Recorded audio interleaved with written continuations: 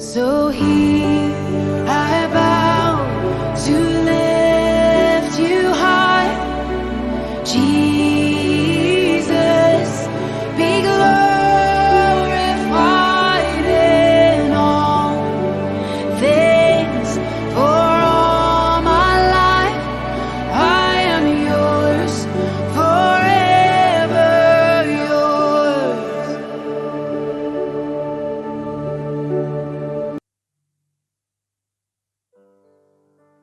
Salam saudara yang terkasih dalam nama Tuhan Yesus. Mari kita siapkan hati kita mau datang kepada Tuhan.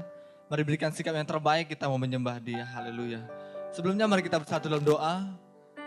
Oh, haleluya, Tuhan Yesus, terima kasih ya Bapa, syukur ya Tuhan atas kasih-Mu ya Bapa yang Kau berikan kepada kami, sehingga kami semuanya para anak-anak-Mu, para hamba-Mu ya Bapa, boleh datang di rumah-Mu ya untuk menyembah-Mu, untuk meninggikan nama-Mu ya Bapa.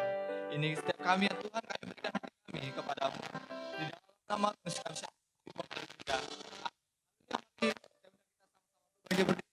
kita mau menyembah Tuhan, kita mau bersyukur bagi Dia.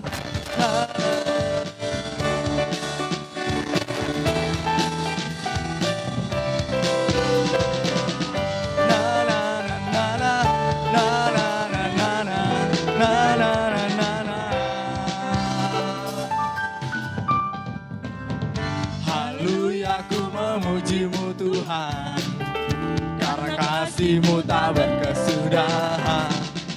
Biar bernafas memuji Sang Raja, di atas gunung dan di dalam samudra. Tanganku ku angkat padamu, mensyukuri rahmat yang Kau beri. Kakiku melompat bagimu, sebab rahmat-Mu baru setiap hari. Bersyukurlah kepada Tuhan, sebab Dia baik, sebab Dia baik. Bahwasanya untuk selamanya kasih setianya, kasih setianya. Na na na na na na na na na na na na. Haleluya, ku memuji-Mu Tuhan, karena kasih-Mu tak berkesudahan. Biar bernafas memuji Sang Raja, di atas gunung dan di dalam samudra. Tanganku ku angkat padamu, mensyukuri rahmat yang Kau beri. Kakiku melompat bagimu, sebab rahmat-Mu baru setiap hari. Bersyukurlah kepada Tuhan, sebab Dia baik, sebab Dia baik. Bahwasanya untuk selamanya kasih setianya, kasih setianya. Bersyukurlah kepada Tuhan, sebab Dia baik, sebab Dia baik. Bahwasanya untuk selamanya kasih setianya, kasih setianya. Na na na na na na na na na na na na na na na. Katakan haleluya. Haleluya, ku memuji-Mu Tuhan, karena kasih-Mu tak berkesudahan. Biar bernafas memuji Sang Raja, di atas gunung dan di dalam samudra. Tanganku ku angkat padamu, mensyukuri rahmat yang Kau beri. Kakiku melompat bagimu, sebab rahmat-Mu baru setiap hari. Bersyukurlah kepada Tuhan, sebab Dia baik, sebab Dia baik. Bahwasanya untuk selamanya kasih setianya, kasih setianya. Bersyukurlah kepada Tuhan, sebab Dia baik, sebab Dia baik. Bahwasanya untuk selamanya kasih setianya, kasih setianya. Na na na na na na na na na.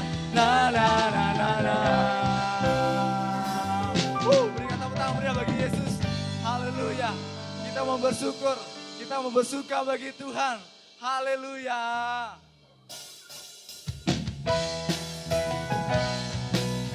Karena hari ini, hari yang telah dijadikan Yesus untuk kita, untuk menyembah Yesus. Haleluya. Hari ini, hari yang telah dijadikan Tuhan, mari kita bersuka. Hari ini, hari yang telah dijadikan Tuhan, mari kita bersuka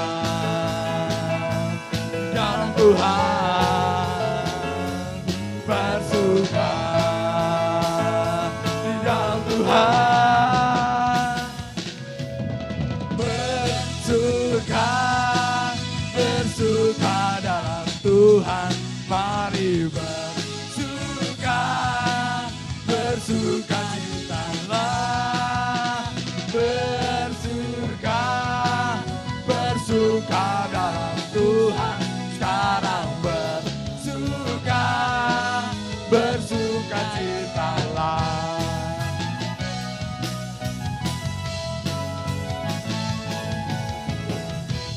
Hari ini, hari yang telah dijadikan Tuhan, mari kita bersuka.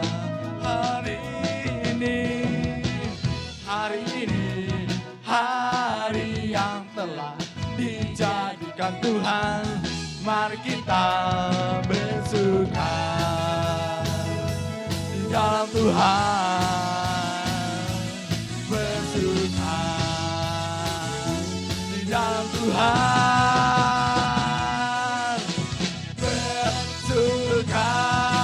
bersuka dalam Tuhan, mari bersuka citalah, bersuka dalam Tuhan, sekarang bersuka citalah.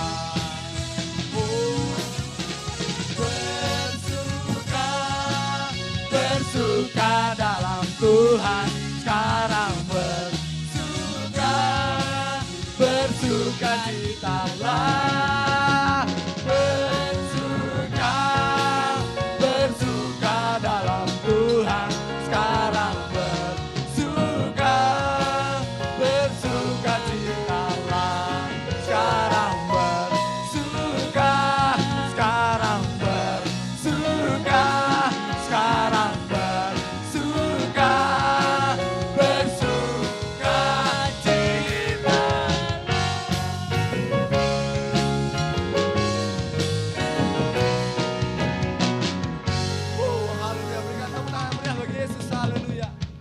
Persilakan untuk kembali duduk. Haleluya.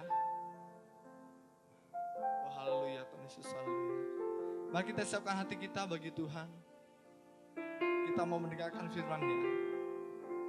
Kita mau memberi pendengaran kita yang terbaik untuk ditaburi oleh firman Tuhan.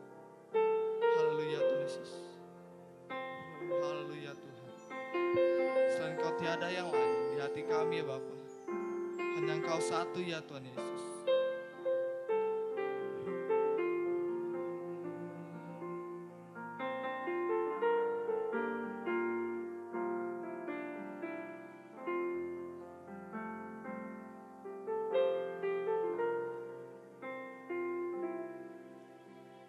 Selain Kau tiada yang lain, hanya Kau milikku di surga. Sekalipun dagingku lenyap, hatiku lelah tak berdaya. Ku sembah Engkau, Allah yang perkasa. Ku sanjung tinggi nama-Mu di hidupku.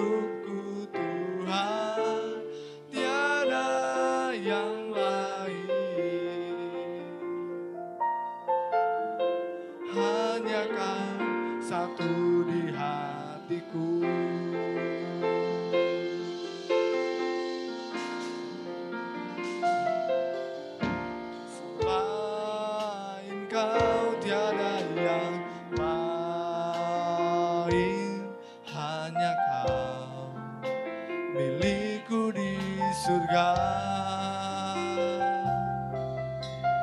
Sekalipun dagingku lenyap, hatiku lelah tak berdaya. Ku sembah Engkau, Allah yang perkasa. Ku sanjung tinggi namamu di hidupku Tuhan, tiada yang lain. Hanya Kau satu di hatiku. Saya undang kita semua untuk bersama-sama bangkit berdiri. Selain Kau tiada yang lain, hanya Kau milikku di surga. Sekalipun dagingku lenyap, hatiku lelah tak berdaya. Ku sembah Engkau, Allah yang perkasa. Ku sanjung tinggi namamu di hidupku Tuhan, tiada yang lain. Hanya Kau satu di hatiku. Ku sembah Engkau, Allah yang perkasa. Ku sanjung tinggi namamu di hidupku Tuhan, tiada yang lain. Hanya Kau satu di hatiku. Menaikkan kedua tangan kita bagi Tuhan, katakan, ku sembah Engkau, Allah yang perkasa. Ku sanjung tinggi namamu di hidupku Tuhan, tiada yang lain. Hanya Kau satu di hatiku. Mari dengan lembut angkat penyembahan kita ini bagi Tuhan. Katakan, ku sembah, ku sembah. Ku sembah Allah yang perkasa. Ku sanjung tinggi namamu di hidupku Tuhan, tiada yang lain. Hanya Kau satu di hatiku. Katakan, ku sembah, ku sembah Allah yang perkasa. Ku sanjung tinggi namamu di hidupku Tuhan, tiada yang lain.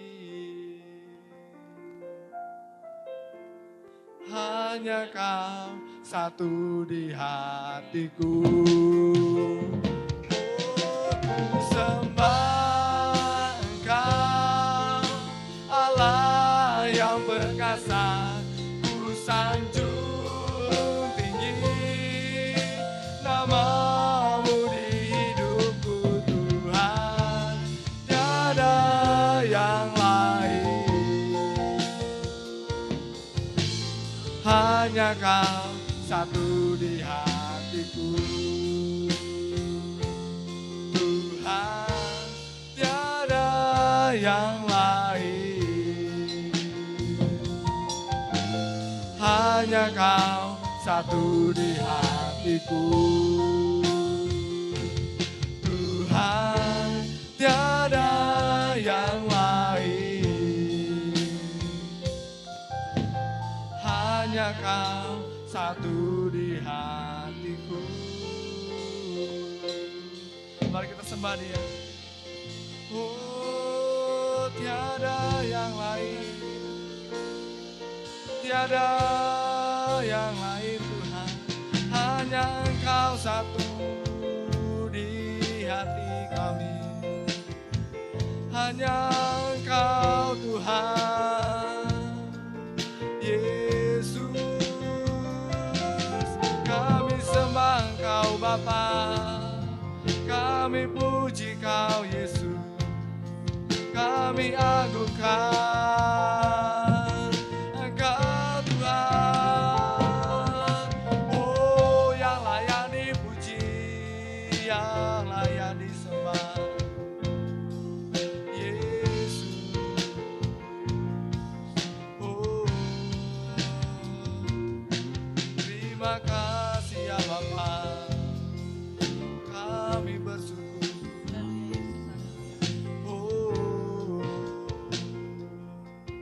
terima kasih Tuhan. Haleluya Tuhan Yesus, terima kasih ya Bapa. Syukur bagimu ya Tuhan buat berkat-Mu ya Bapa. Bapa, pada hari ini kami nyatakan kepadamu tiada yang lain selain Engkau di hati kami ya Bapa. Bukan masalah kami, bukan kecemasan kami, bukan ketakutan kami, melainkan hanya Engkau satu Tuhan, Allah kami di hati kami ya Bapa. Bapa, sebentar juga Tuhan kami akan mendengarkan sebagian daripada firman-Mu. Kiranya Kau berkati hamba-Mu ya Bapa yang akan menaburkan firman-Mu ya Tuhan.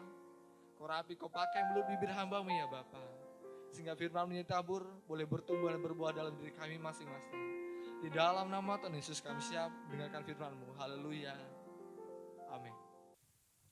Shalom Bapak Ibu Saudara yang dikasihi Tuhan Yesus. Haleluya.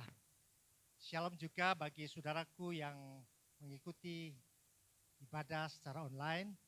Saya percaya bahwa Tuhan Yesus memberkati saudara sekalian melalui kebenaran firman Tuhan. Bapak Ibu Saudara yang dikasihi Tuhan Yesus, kali ini kita akan belajar sebuah tema yang sangat baik saudaraku bagi kehidupan orang percaya. Tema itu berkata hidup jujur. Sekali lagi saudaraku, kita akan belajar sebuah tema hidup jujur. Berbicara tentang kehidupan jujur saudaraku, saya merenungkan bahwa pada zaman sekarang ini sangat sulit saudara untuk menjumpai, menemukan seseorang yang bisa hidup di dalam kejujuran. Ya, sulit sekalipun ada. Tetapi dari sekian miliaran manusia, sangat sulit menjumpai orang yang bisa hidup jujur. Mengapa saudaraku? Pertanyaannya, karena terlalu banyak faktor dan penyebab sehingga orang itu, manusia itu sangat sulit untuk hidup jujur. Baik di hadapan manusia apalagi kepada Tuhan. Nah untuk itulah saudaraku, karena banyak faktor ini saudaraku yang membuat manusia untuk sulit hidup jujur, maka kita perlu belajar melalui kebenaran firman Tuhan. Faktor-faktor apakah saudaraku yang menjadi penyebab dari orang-orang itu tidak bisa hidup jujur? Ada faktor jabatan mungkin yang bisa membuat seseorang tidak bisa hidup jujur. Karena persaingan jabatan, dia akan berusaha bagaimanapun juga asal dia memiliki jabatan itu. Apalagi, mungkin juga faktor ekonomi saudaraku. Kita tahu keadaan dunia semakin sulit di bidang ekonomi, ini pun juga bisa memicu penyebab faktor manusia itu tidak bisa hidup jujur. Di dalam bidang ekonomi bisa juga menghalalkan segala cara, yang penting mendapat hasil yang sebanyak-banyaknya. Itu salah satunya menjadi penyebab manusia sulit untuk hidup jujur. Lalu apalagi saudaraku? Ya lebih konkret lagi masalah keuangan dari ekonomi itu. Ya, itu juga bisa membuat orang bisa tidak hidup jujur. Apalagi sudah bulan-bulan terakhir orang gajian sudah mepet, uang sudah enggak ada, istilahnya sudah kanker, kantong kering, saudaraku. Lalu mungkin saudaraku lagi jalan-jalan, ya jalan-jalan nemu dompet saudaraku ya. Nemu dompet isinya banyak lagi. Wah ini saudaraku, ini bisa jadi penyebab faktor untuk bisa tidak hidup jujur. Tapi saya percaya Tuhan, kalau saudara dan saya ada dalam kebenaran firman Tuhan, itu tidak mustahil.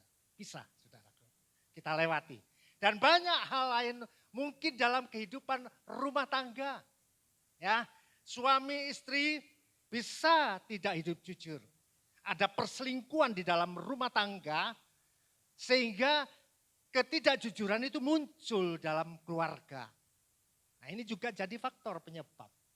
Dan yang lainnya sudah mungkin faktor lingkungan kita. Lingkungan itu bisa membentuk manusia untuk juga tidak hidup jujur. Nah, saudaraku yang dikasihi Tuhan, kali ini kita belajar hidup jujur. Nah untuk kita mau belajar tentang hidup jujur ini saudaraku, baik di hadapan manusia maupun di hadapan Allah saudaraku yang dikasihi Tuhan, ya kita perlu belajar melalui kebenaran firman Tuhan. Namun tentang belajar hidup kejujuran, tentu kita tidak dapat belajar melalui manusia. Mengapa demikian saudara? Karena kita tahu bahwa manusia itu tempatnya salah dan dosa dan khilaf. Bagaimana mungkin kita mau belajar tentang kejujuran itu kepada manusia? Tentu tidak mungkin. Sekalipun kita bisa melihat teladan orang, tetapi untuk belajar lebih dalam, kita perlu melalui kebenaran firman Tuhan, saudaraku. Nah untuk itulah, saudaraku yang dikasihi Tuhan, tema ini menarik. Kita hidup jujur, kita mau belajar melalui kebenaran firman Tuhan. Sebelum kita lanjut, saudaraku yang dikasihi Tuhan, kita akan landasi dahulu pembacaan ayat firman Tuhan yang terdapat di dalam Mazmur 37, ayatnya 1 sampai ke 11. Ya, cepat saya bacakan. Mazmur 37 ayat 1 sampai ke 11. Tolong ditampilkan cepat. Oke. Dari Daud, jangan marah karena orang yang berbuat jahat, jangan iri kepada orang yang berbuat curang. Sebab mereka segera lisut seperti rumput dan layu, seperti tumbuh-tumbuhan hijau. Percayalah kepada Tuhan dan lakukanlah yang baik. Diamlah di negeri dan berlakulah setia. Dan bergembiralah karena Tuhan, maka Ia akan memberikan kepadamu apa yang diinginkan hatimu. Serahkanlah hidupmu kepada Tuhan dan percayalah kepadanya dan Ia akan bertindak. Ia akan memunculkan kebenaranmu seperti terang dan hakmu seperti siang. Terus berdiam dirilah di hadapan Tuhan dan nantikanlah Dia. Jangan marah karena orang yang berhasil dalam hidupnya. Karena orang yang melakukan tipu daya. Berhentilah marah dan tinggalkanlah panas hati itu. Jangan marah, itu hanya membawa kepada kejahatan. Sebab orang-orang yang berbuat jahat akan dilenyapkan. Tetapi orang-orang yang menanti-nantikan Tuhan akan mewarisi negeri. Karena sedikit waktu lagi, maka lenyaplah orang fasik. Jika engkau memperhatikan tempatnya, maka ia sudah tidak ada lagi. Tetapi orang-orang yang rendah hati akan mewarisi negeri dan bergembiralah karena kesejahteraan yang berlimpah-limpah. Bisa katakan amin? Haleluya. Demikian saudaraku, pembacaan firman Tuhan yang melandasi tema hidup jujur. Saudaraku, kita mau lebih lanjut. Bicara tentang hidup jujur ini, saya coba cari-cari saudaraku, apa arti kata jujur itu? Saya temukan saudaraku di KBBI. Nah itu apa itu KBBI? Itu singkatan Kamus Besar Bahasa Indonesia. Itu saya temukan bahwa jujur itu adalah lurus hati, ya, tidak bohong, tidak curang, tulus dan ikhlas. Nah itu arti daripada kata jujur itu yang saya temukan di Kamus Besar Bahasa Indonesia. Namun saudara dan saya mesti lebih daripada itu. Kita mau cari tahu saudaraku melalui kebenaran firman Tuhan. Karena kita mau belajar tentang kejujuran itu melalui kebenaran firman Tuhan. Nah, saya dapatkan saudaraku definisi Alkitab tentang kejujuran itu yang terdapat di dalam Amsal 21 ayat ke-28. Saudaraku, ini luar biasa. Ya, definisi tentang kejujuran yang ada di dalam firman Tuhan dikatakan begini. Berliku-liku jalan si penipu. Nah, jalan si penipu itu, siapa si penipu itu? Si penipu itu orang yang hidupnya tidak jujur. Jalannya liku-liku. Tetapi kebalikannya, orang yang jujur lurus perbuatnya. Nah, sangat kontradiksi bukan? Orang yang jujur lurus. Tapi orang yang si penipu yang tidak jujur bengkak-bengkok, berliku-liku. Nah, itulah saudaraku definisi daripada Alkitab saudaraku dan lebih tegas lagi saudaraku. Ditegaskan lagi oleh kebenaran firman, apa sih itu kejujuran saudaraku. Kita bisa lihat di dalam Matius 5 ayatnya yang ke-37. Luar biasa saudaraku. Matius 5 ayat ke-37 begini. Jika ya, hendaklah kamu katakan ya. Jika tidak, hendaklah kamu katakan tidak. Apa yang lebih daripada itu berasal dari si jahat. Nah, Bapak Ibu Saudara yang dikasihi Tuhan Yesus. Inilah sebuah kebenaran. Bahwa firman Tuhan sangat menekankan tentang kejujuran itu dalam kehidupan orang percaya. Baik kepada sesama, apalagi kepada Tuhan. Dari mana bisa dilihat? Matius ini berkata dari mulut. Jika ya katakan ya, jika tidak katakan tidak. Apa yang lebih dari itu berasal dari si jahat. Luar biasa. Firman Tuhan mengajarkan kepada kehidupan orang percaya untuk hidup jujur. Baik di hadapan manusia, apalagi kepada Allah, kepada Tuhan. Nah saudaraku yang dikasihi Tuhan Yesus, sudah jelas apa kata firman Tuhan tentang kejujuran. Seperti apa sih contoh orang yang hidup jujur itu? Ya kriteria daripada orang yang hidup jujur itu seperti apa? Kita lihat juga di dalam kebenaran firman Tuhan, saudaraku, Yesaya 33 ayatnya yang ke-15. Ya, Yesaya 33 ayatnya 15 berkata begini, orang yang jujur itu orang yang hidup dalam kebenaran. Nah itu disulut. Orang yang hidup dalam kebenaran. Jadi orang yang jujur, hidup jujur itu hidupnya dalam kebenaran firman Tuhan. Bukan di dalam kesesatan. Amin. Ada di dalam kebenaran. Selanjutnya apa dikatakan orang yang jujur? Yang berbicara dengan jujur. Pembicaraannya itu jujur, tidak seperti penipu yang liku-liku jalannya kata Amsal tadi. Ya, dikatakan bicaranya jujur. Lalu selanjutnya apa? Yang menolak untung hasil pemerasan. Ini orang jujur saudaraku. Hidup yang jujur menolak untung hasil pemerasan.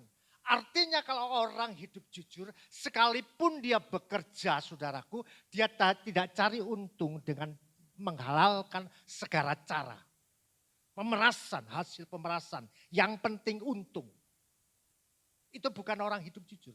Tapi orang hidup jujur dikatakan jelas menolak untung hasil pemerasan. Selanjutnya apalagi? Yang mengebaskan tangannya supaya jangan menerima suap. Nah ini orang hidup jujur saudaraku. Enggak bisa disogok saudaraku. Kalaupun saudara jadi pegawai pemerintah enggak mudah disogok. Apapun saudara enggak mau disuap, disogok untuk melakukan hal-hal yang tidak berkenan kepada Tuhan. Itu orang hidup jujur. Ya, banyak kriterianya saudaraku. Luar biasa. Nah lalu selanjutnya apalagi orang hidup jujur. Yang menutup telinganya supaya jangan mendengarkan karena mendengarkan rencana penumpahan darah. Nah dikatakan telinga ini juga saudaraku. Telinga ini dikatakan orang hidup jujur itu dia enggak mau dengar perkataan-perkataan yang bersifat gosip atau fitnah. Karena fitnah dikatakan adalah lebih kejam dari pembunuhan. Oleh sebab itu dikatakan telinganya supaya jangan mendengar rencana penumpahan darah.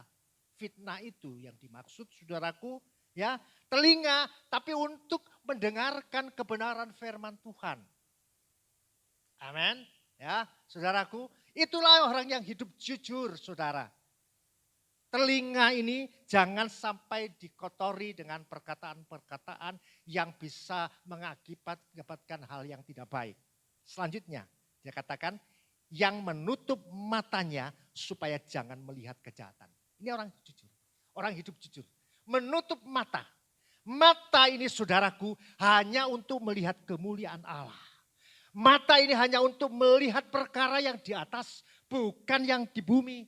Karena di bumi inilah tempatnya dikatakan kejahatan. Ya, supaya jangan melihat kejahatan. Kalau mata ini saudaraku terarah katanya kepada dunia, yang dilihat dosa dan kejahatan, orang tidak bisa hidup jujur. Sekalipun kita belum maksimal 100%, tapi yakinlah bisa saudara. Kalau saudara terus latih seperti firman Tuhan ini, saudara bisa akan disempurnakan terus, disempurnakan oleh Tuhan. Sampai seperti Yesus. Amin. Itu kata Tuhan. Haleluya. Lalu selanjutnya ayat 16 dikatakan, dialah orang yang tinggal aman di tempat-tempat tinggi. Orang hidup jujur itu aman hidupnya. Diumpamakan tinggal di tempat tinggi. Ya, bentengnya ialah kubu di atas bukit batu. Saat orang jujur ini terpah oleh masalah badai topan kehidupan, dia tetap kokoh berdiri di atas batu karang Kristus itu, yaitu firman Tuhan. Saudaraku yang dikasihi Tuhan, itulah gambaran orang yang hidup jujur. Bahkan lebih daripada itu, rotinya disediakan, air minumnya terjamin. Artinya gak akan jadi peminta-minta roti, amin. Haleluya. Hidup akan dijamin, kebutuhan jasmanimu akan dicukupi. Ya, dimanapun katanya itu berkat mengikuti. Haleluya. Saudaraku yang dikasihi Tuhan, luar biasa kalau kita ada di dalam kebenaran firman Tuhan. Nah, mengapa pertanyaannya? Mengapa? Mengapa kita orang percaya harus hidup jujur? Baik di hadapan manusia ataupun apalagi di hadapan Tuhan. Saudaraku yang dikasihi Tuhan, karena Tuhan itu saudaraku sangat senang bergaul erat dengan orang-orang yang hidup jujur, saudaraku. Ya, karena apa saudaraku? Hidup jujur itu sangat disukai oleh Tuhan. Dia bergaul erat dengan orang yang hidup jujur. Karena saya mau kasih tahu saudara bahwa kejujuran dalam hidup saudara dan saya itu memiliki dampak. Ini yang paling menarik saudara. Kejujuran yang ada di dalam kehidupan saudara itu bisa memiliki akibat maupun dampak dalam kehidupan saudara. Ya saudaraku, apakah pertanyaannya dampak akibat daripada kejujuran itu? Ya, seperti apakah? Yang pertama, akibat dampak daripada orang yang jujur. Ya, tentu saja orang yang hidup jujur, hidupnya akan dipulihkan. Hidupnya akan diberkati, saudara. Ya, seperti tertulis di dalam Ayub 1 ayat 1. Saudaraku. Ayub 1 ayat 1 ditulis begini, saudaraku. Ada seorang laki-laki di tanah Uz. Bernama Ayub. Orang itu saleh dan jujur. Ya takut akan Allah dan menjauhi kejahatan. Nah, saya katakan bahwa dampak daripada kehidupan jujur itu adalah dipulihkan dan diberkati. Saya percaya saudara sudah tahu semua peristiwa Ayub ini. Dia ada orang yang saleh dan jujur, hidupnya berkelimpahan. Dia punya segalanya, ternak-ternaknya banyak, kekayaannya melimpah, keluarganya baik-baik saja. Tapi dia mengalami masalah. Seluruhnya bisa habis seketika itu. Tapi saudara tahu juga bahwa di akhir peristiwanya dia dipulihkan. Amin. Dia diberkati. Amin. Berlipat kali ganda. Mengapa? Itulah dampak daripada kejujuran yang dimiliki oleh Ayub di dalam hidupnya. Haleluya. Dampak dari orang yang jujur itu saudaraku, hidupnya dipulihkan, diberkati. Tapi sebaliknya, yang kontradiksi saudaraku. Seperti apa akibat dari orang yang tidak jujur? Haleluya. Ini serius saudaraku. Ya. Seperti apa akibat orang yang tidak jujur? Tentu jawabannya adalah kehancuran. Bahkan bisa kebinasaan. Kita lihat ayatnya. Kisah Para Rasul. Pasal ke-5 ayatnya yang ke-1. Kisah Para Rasul ayat 5 ayat 1 berkata begini saudara. Ada seorang lain. Nah, tadi seorang. Ada seorang lain yang bernama Ananias. Ia beserta istrinya Safira menjual sebidang tanah. Sudah sampai situ. Saya juga tahu dan percaya bahwa saudara juga tahu peristiwa ini. Amin. Saudara tahu peristiwa yang sangat ini mengerikan saudaraku. Yang terjadi atas Safira dan Ananias ini saudaraku. Dia memiliki sebidang tanah dan dia jual dan hasilnya dia bersekongkol suami istri itu. Saudara tahu akibat akhirnya juga. Ya dikatakan terjadilah kehancuran rumah tangga ini dan kebinasaan. Artinya mereka berdua mati. Apa sebabnya? Itu pun sebab akibat dampak dari ketidakjujuran. Sangat kontradiksi saudaraku. Hidupnya jujur seperti Ayub. Dia dipulihkan, dia diberkati. Tetapi di sisi lain hidupnya tidak jujur seperti Ananias dan Safira. Dia mengalami kebinasaan dan kehancuran. Oleh sebab itu saudaraku pada pagi hari ini. Kita bersyukur kalau firman itu yang akan mengajar saudara dan saya untuk hidup jujur itu. Baik kepada manusia maupun kepada Tuhan. Nah berbicara tentang tema hidup jujur ini saudaraku. Kita dapatkan 3 poin. Dari pembacaan Mazmur 37 ayat ke-1 sampai ke-11 tadi. Kita dapatkan 3 poin yang dapat kita ambil menjadi pelajaran bagi kita tentang kehidupan yang jujur itu. Yang pertama, poin yang pertama saudaraku, hidup jujur, ya, hidup jujur membuat hidup jadi selalu berhasil. Amin. Amin saudaraku. Ya, kalau hidup jujur itu membuat kehidupan ini selalu berhasil. Tetapi sebaliknya, keberhasilan orang fasik, keberhasilan orang yang tidak jujur itu tidak tahan lama. Kita lihat ayatnya yang ke-1 dan 2 dari Mazmur 37 tadi. Kita sudah baca semuanya. Dari Daud, jangan marah karena orang yang berbuat jahat. Jangan iri hati kepada orang yang berbuat curang. 2, sebab mereka segera lisut seperti rumput dan layu seperti tumbuh-tumbuhan hijau. Inilah gambaran orang yang tidak jujur. Seperti rumput dan layu seperti tumbuh-tumbuhan hijau. Sekalipun saudara mungkin melihat orang fasik, orang yang tidak jujur itu kelihatannya begitu megah, berhasil. Tapi firman Tuhan berkata bahwa itu tidak lama. Dia seperti lisut, seperti rumput. Tumbuh-tumbuhan hijau yang layu. Itulah saudaraku gambaran daripada orang yang tidak jujur. Nah oleh sebab itu saudaraku, saudara dan saya yang hidup dan percaya kepada firman Tuhan, dikatakan hidup jujur membuat hidup jadi berhasil. Tetapi sebaliknya, ya, keberhasilan orang yang fasik itu tidak tahan lama seperti kata firman Tuhan. Nah, oleh sebab itu kita terus memelihara kehidupan jujur itu sesuai kebenaran firman Tuhan dan takut akan Tuhan.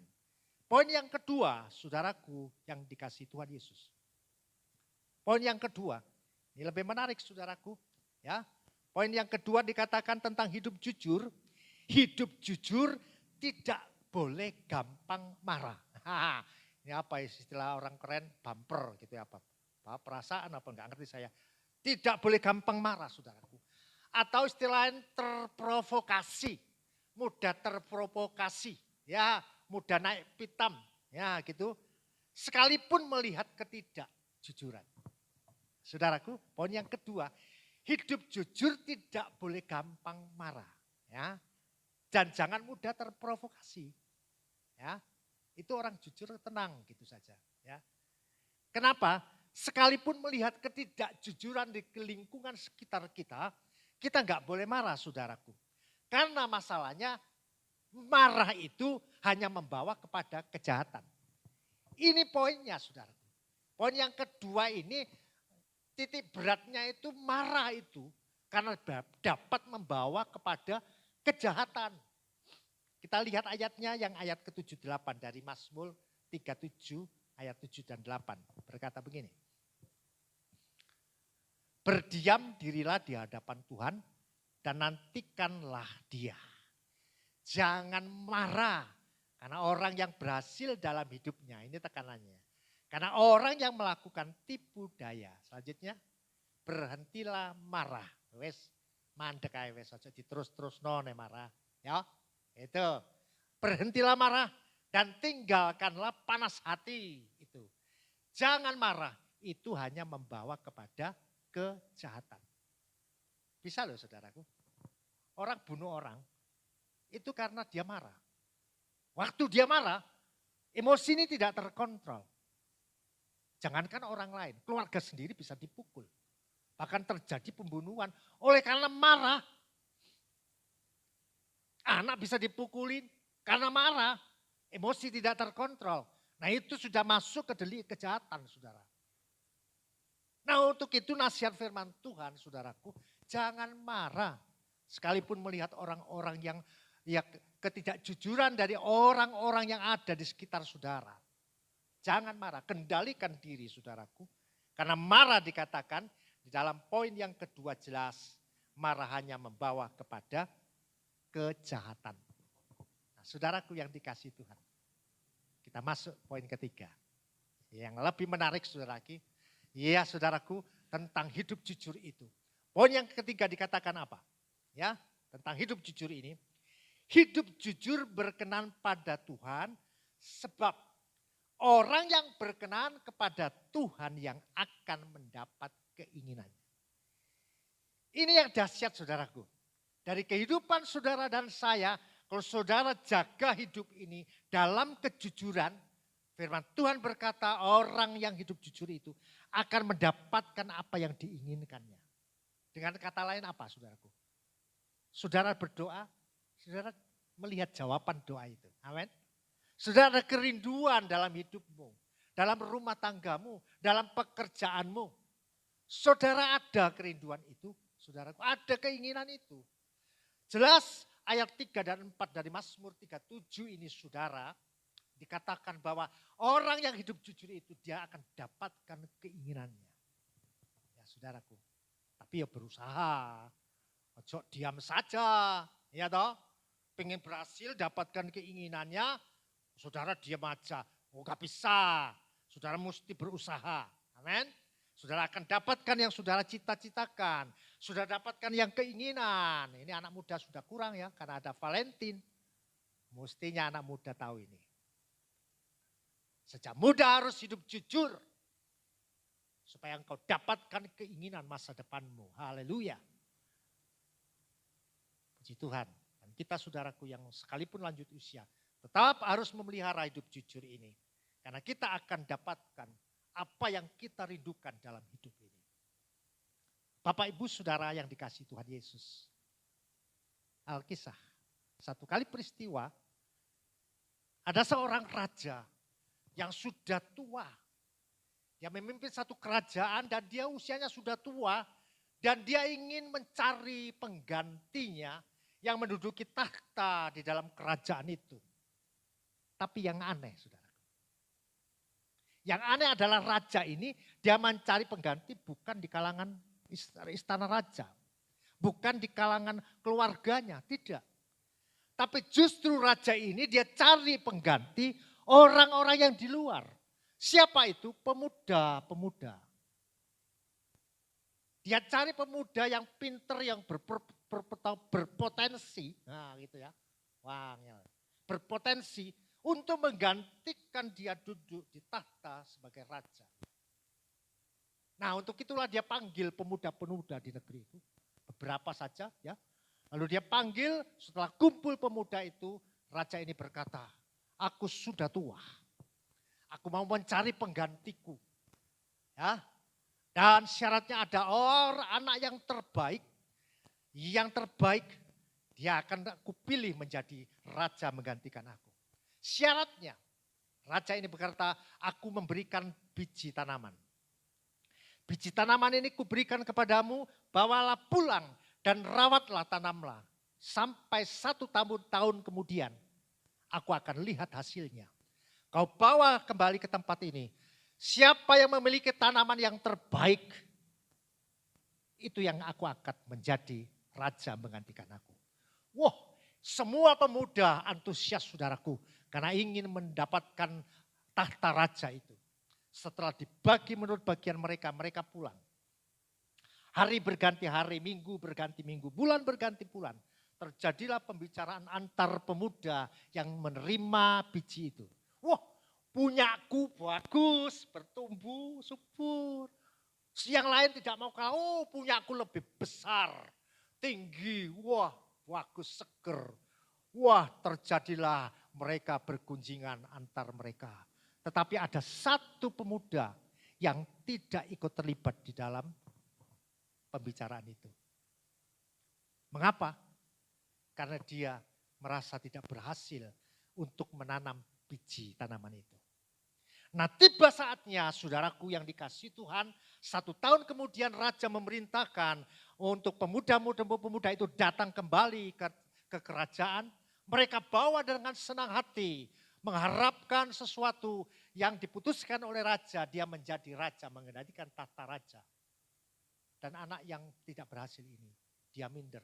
Tetapi untung orang tuanya mendorong, datanglah untuk mempertanggungjawabkan apa yang raja beri.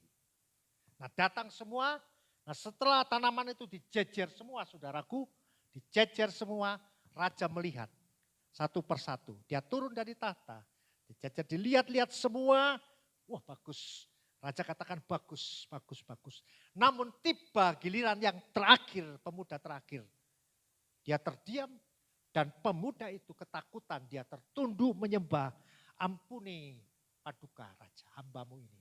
Ampuni hambamu ini ya raja, karena tidak dapat menanam tanaman ini dengan baik.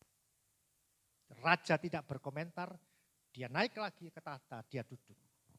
Lalu raja berkata, tiba saatnya aku tentukan siapa yang akan menjadi raja bertahta di dalam kerajaan ini menggantikan aku yang sudah tua. Dan aku tunjuk yang terbaik adalah pemuda yang terakhir itu. Dia akan menggantikan aku menjadi raja. Begitu terdengar titah raja itu, saudaraku, semua riuh rendah ribut, berkata satu dengan yang lain, mana mungkin orang yang tidak berhasil diberikan kepercayaan untuk menjadi raja bertahta di tempat ini. Nah, tetapi raja melanjutkan perkataannya, tunggu dulu anak-anak muda, ketahuilah bahwa biji tanaman yang kuberikan kepadamu itu sebelumnya telah ku rebus, telah ku masak. Dan kita tahu bahwa biji tanaman yang telah direbus tidak akan tumbuh. Dan aku tahu bahwa engkau membawa tanaman yang subur ini itu karena ketidakjujuranmu. Kau kelihatan baik-baik tetapi engkau tidak jujur. Oleh sebab itu aku mengangkat pemuda yang jujur ini untuk menggantikan aku sebagai raja, sebagai tahta kerajaan di kerajaan ini. Saudaraku yang dikasihi Tuhan Yesus, pesan moral apa saudaraku dari peristiwa ini? Bahwa sangat penting dalam kehidupan saudara dan saya untuk terus memelihara hidup jujur ini dalam kehidupan kita. Jatuh bangun kita, tetap kita harus pertahankan hidup jujur itu. Dan hanya kita dapat belajar melalui kebenaran firman Tuhan, saudaraku. Apa kata firman Tuhan yang terakhir? Amsal 16 ayatnya yang ke-13. Dikatakan seperti ini. Amsal 13 ayatnya yang ke-13 berkata, Amsal 16 ayat 13 berkata, bibir yang benar dikenan raja. Betul? Bibir yang benar dikenan raja. Dan orang yang berbicara jujur dikasihinya. Inilah gambaran dari pemuda itu tadi saudaraku. Ya, dia dapatkan apa yang dia inginkan. Oleh sebab itu saudaraku, kita perlu hidup jujur di hadapan manusia maupun di hadapan Tuhan. Silakan pemain musik. Oleh sebab itu saudaraku yang dikasihi Tuhan, kita dapatkan kesimpulan saudaraku. Dapatkan kesimpulan dari tema ini tentang hidup jujur. Yang pertama, hidup jujur membuat saudara dan saya jadi berhasil selalu.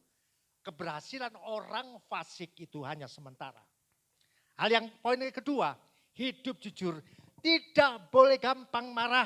Karena marah itu akan membawa kepada kejahatan. Haleluya. Dan poin yang ketiga dikatakan hidup jujur itu berkenan kepada Tuhan.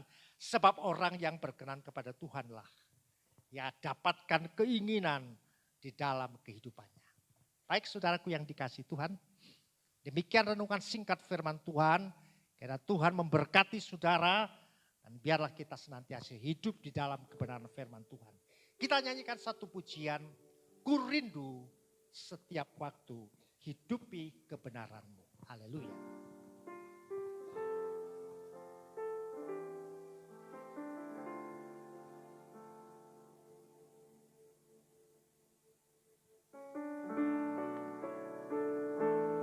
Mari saudaraku kita bangkit berdiri katakan pujian ini.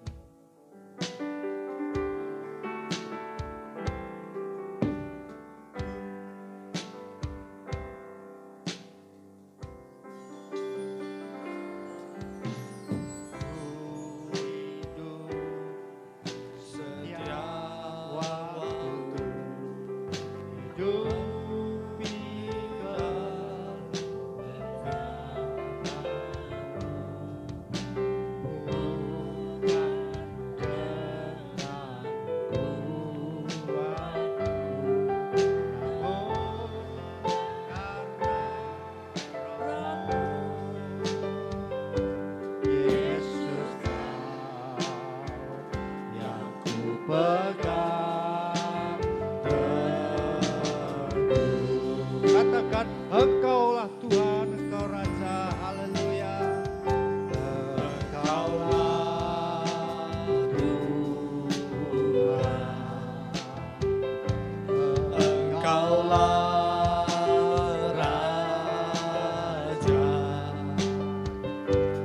berdaulat atas hidupku, ku berserah penuh. Engkaulah Tuhan, Engkaulah Raja. Engkaulah Tuhan, Engkaulah Raja, berdaulat atas hidupku, ku berserah penuh. Berdaulat atas hidupku, ku berserah penuh. Terima kasih Bapa. Terima kasih Tuhan Yesus, terima kasih Roh Kudus buat kebenaran firman-Mu. Sekalipun sulit bagi kami Tuhan untuk memenuhi kebutuhan dan hidup jujur dalam hidup kami. Kami percaya dari hari demi hari kalau kami ditempa terus oleh kebenaran firman-Mu, kami akan menjadi seperti Yesus Tuhan kami. Sebab itu tolong kami dengan kuat kuasa Roh Kudus agar kami mampu hidup sesuai tema ini di dalam nama Tuhan Yesus. Terima kasih. Segala puji, hormat, kemuliaan dan kuasa kami kembalikan kepada Engkau, Yesus Kristus Tuhan kami. Dalam nama Tuhan Yesus kami berdoa dan mengucap syukur. Semua orang percaya katakan amin.